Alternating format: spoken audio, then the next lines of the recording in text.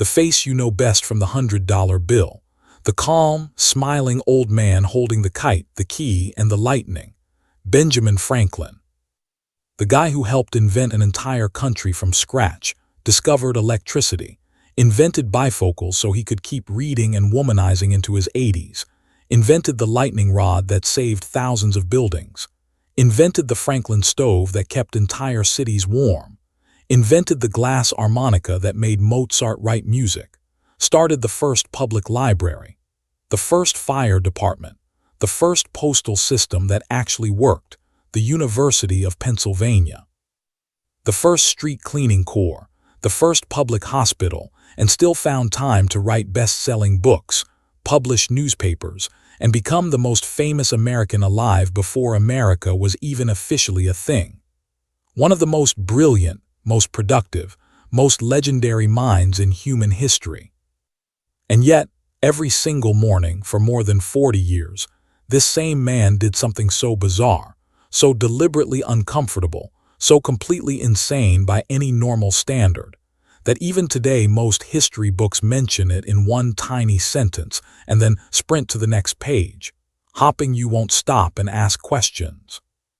Every single morning, before the sun even thought about rising, Benjamin Franklin woke up, stripped himself completely naked, walked to every single window in the house, threw them wide open no matter how savage the cold, no matter if it was a London winter that froze the River Thames solid for months, a Paris winter that turned the Seine into an ice rink and killed the homeless by the hundreds, or a Philadelphia winter that turned the Delaware River into a highway for horse sleds.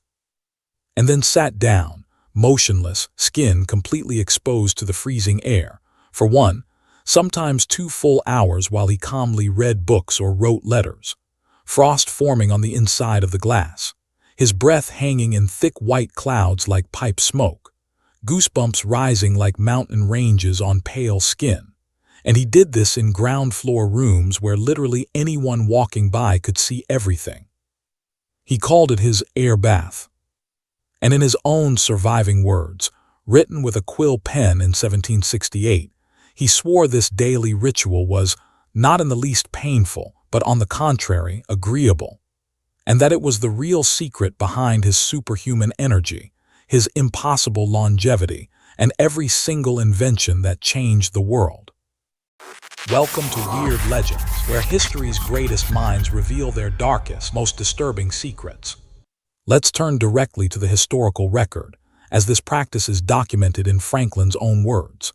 In a letter dated July 28, 1768, written from London to his friend and physician, Jacques Barbu-Dubourg in Paris, Franklin described the ritual in detail. The original manuscript is preserved and accessible through the National Archives, allowing us to examine the precise ink strokes he made over 257 years ago. Here is the excerpt. I rise early almost every morning and sit in my chamber without any clothes whatever, half an hour or an hour, according to the season, either reading or writing. This practice is not in the least painful, but on the contrary, agreeable. With this exercise, I find myself wonderfully refreshed and strengthened. In the letter, Franklin explains that he had experimented with cold water baths, a popular health trend of the 1750s and 1760s, but found the immersion too jarring for the body. Instead, he substituted water with cold air, convinced that clothing trapped pernicious vapors that harmed the skin, lungs, and mind. His solution was to allow raw winter air to cleanse every inch of the body, much like a rigorous scrub. Remarkably, this approach anticipated modern cold exposure therapy by 250 years, predating figures like Wim Hof and the rise of biohacking practices involving ice baths or cryogenic treatments. To grasp the depth of his conviction, consider the context of the letter. Franklin wasn't merely sharing an anecdote. He was offering medical advice to a doctor, framing the routine as a scientific recommendation for health. He elaborates on how it refreshes and strengthens him, even mentioning a follow-up step of rubbing his skin with a rough towel to stimulate circulation. This wasn't a fleeting habit. It had been part of his life for years by 1768, and he maintained it until his death in 1790. That's over 4 decades of unwavering commitment, no days off, no concessions to illness or inclement weather. Imagine the level of discipline required. It speaks to Franklin's relentless pursuit of self-improvement, a trait that defined his extraordinary achievements.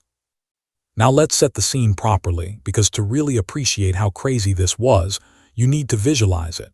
From 1757 to 1775, Franklin lived at 36 Craven Street, right in the heart of London, just off the Strand. The house still stands today. It's now the Benjamin Franklin House Museum. His bedroom was on the ground floor. The windows opened directly onto one of the busiest pedestrian streets in the entire city.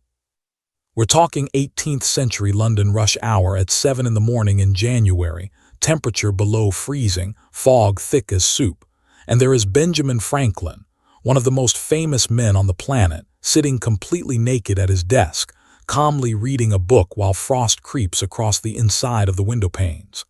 People walking by could see everything. He knew it. He simply didn't care. Craven Street was a hub for intellectuals, doctors, and politicians. Franklin's landlord was Margaret Stevenson, and her daughter Polly became like a daughter to him.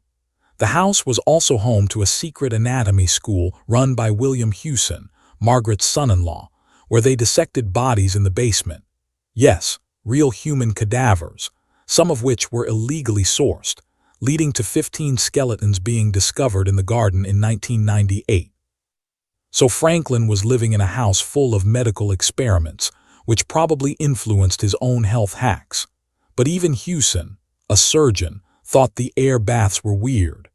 Diaries from the time hint that the household joked about it, but Franklin was dead serious. London winters in the 1760s were brutal. The Little Ice Age was still lingering, and 1768 saw one of the coldest winters on record, with the Thames freezing over for weeks. People died from exposure.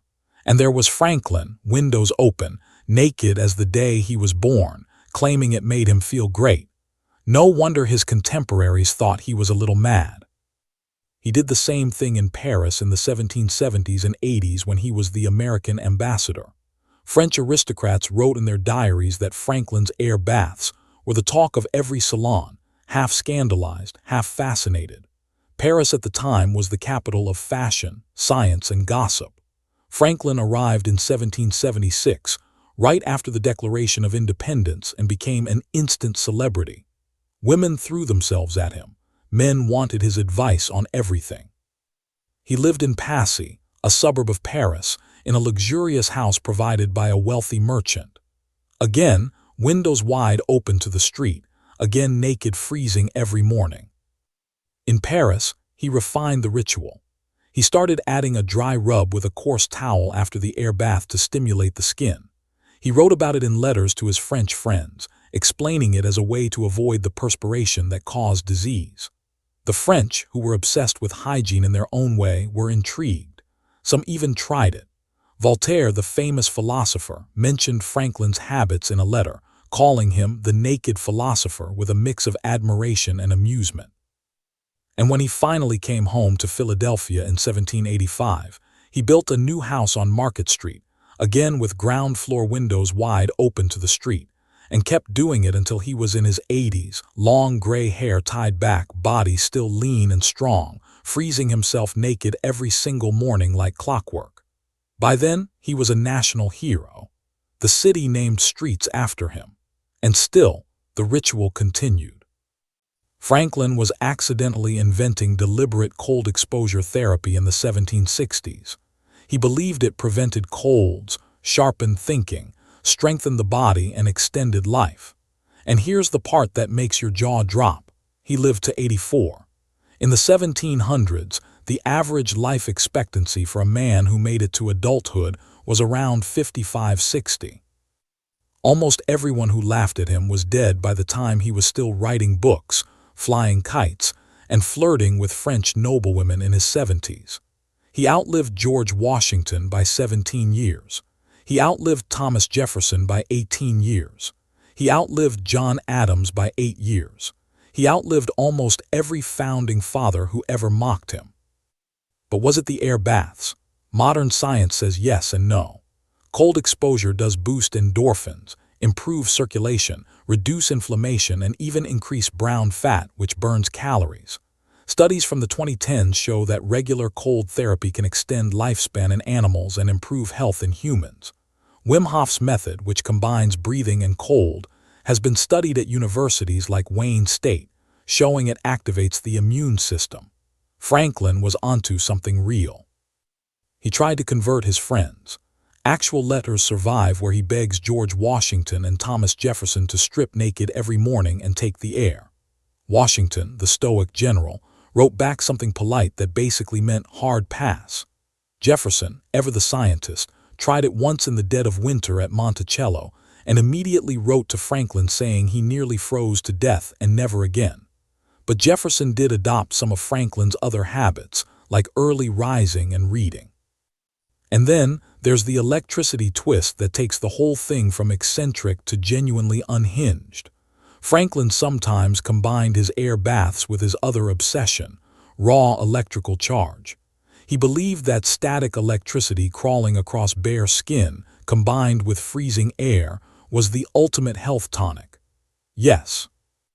The man who flew a kite in a thunderstorm occasionally stood barefoot on the floorboards, completely naked, running experiments while sparks jumped across his body because he thought it made him superhuman.